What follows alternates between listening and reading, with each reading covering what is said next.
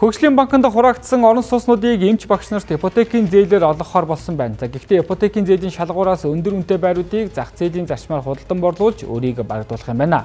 Мөн шинэ ярмах хорооллын 530 айлын орон сууцыг нийслэлийн орон сууцны корпорац руу шилжүүлж эрүүл мэндийн боловсролын салбарт хуваарлахаар болсон байна.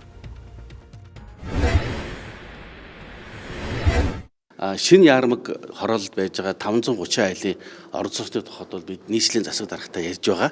За нийслэлийн засаг дарга бол нийслэлийн орон сууцны корпорацтай буюу гэр хорооллыг одоо орон сууцчлуулах хөтөлбөрийн хүрээнд за нийслэл одоо бас дэргэдээ сан байгуулж байгаа юм билээ.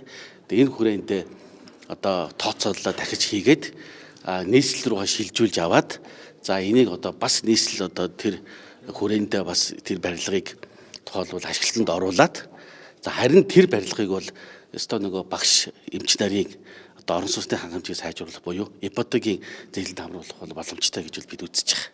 Тэгээ ийм хувилбарууд бол яригдж байгаа.